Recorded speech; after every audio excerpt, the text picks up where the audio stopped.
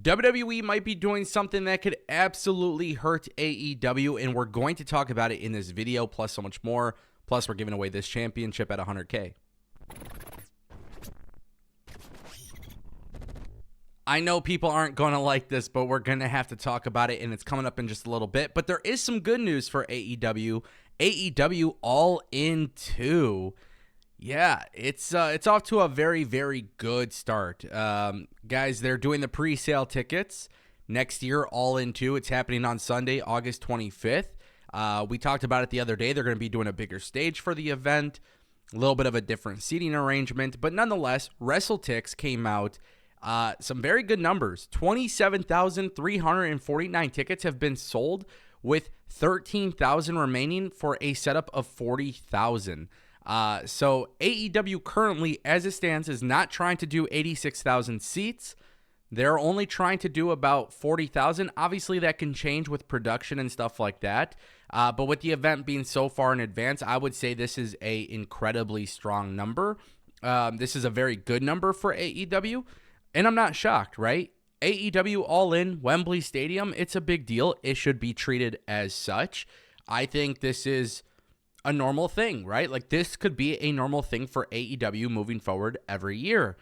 With that being said, I'm shocked a little bit that AEW decided to go down to 40,000 instead of 86,000 or whatever it was this year. But realistically, having that grand stage, for me as a fan, I think it's going to do wonders for the company. I think that's going to be a really, really good thing. It's going to make All In feel like a bigger deal. And in addition to that, realistically, you know, AEW having such a massive stage, yes, there would be less tickets because obviously the stage will obstruct the view.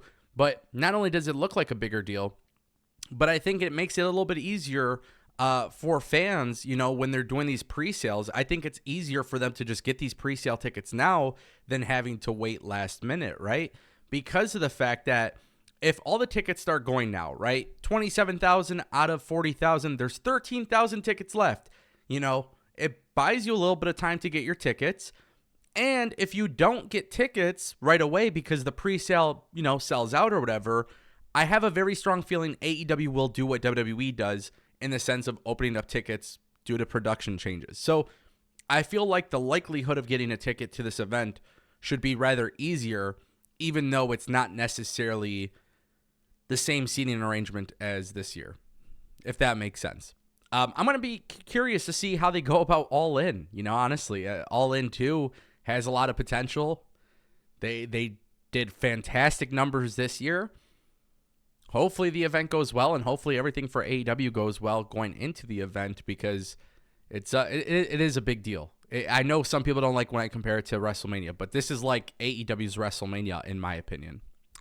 CM Punk is back in WWE. Obviously, we've been talking a lot about that, and you know, I get it. Maybe it's a lot of CM Punk talk these days, but we got to talk about this. Sean Ross Sapp of Fightful Select, he reported that everything seems to be good with CM Punk backstage at the moment. He was greeted fondly, and a lot of other things. He says we weren't able to get anyone to admit that they kissed him on the mouth, but we were told that CM Punk was seemingly in good spirits, and he seemed very happy to be around.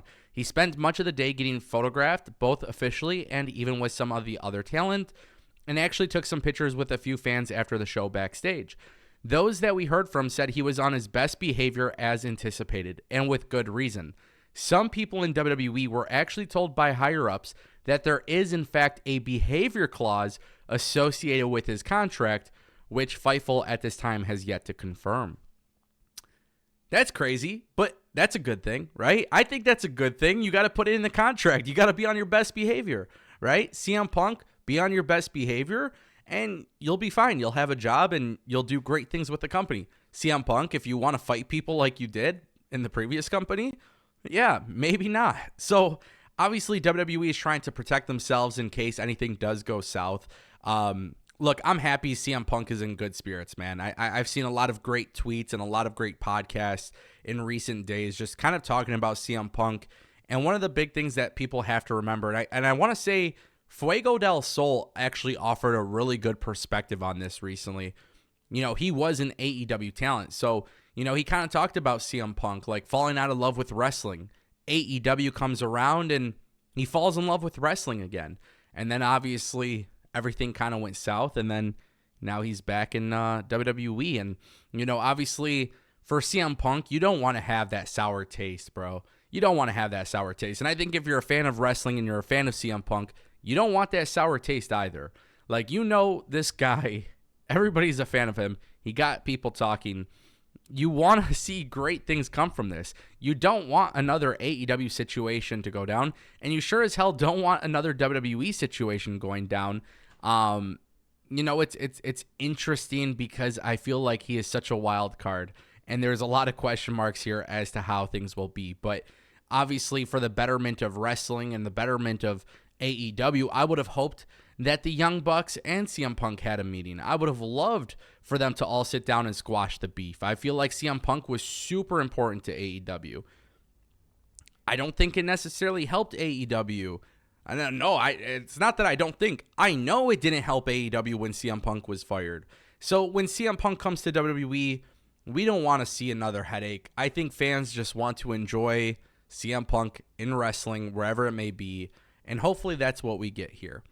However, with that being said, it is interesting to see how the Young Bucks did a victory lap, because there are some very strong rumors right now that WWE could potentially be going to TBS or TNT for WWE Raw. The final three suitors in terms of the TV deal right now currently stand as FX, Warner Bros. Discovery, and Amazon Prime.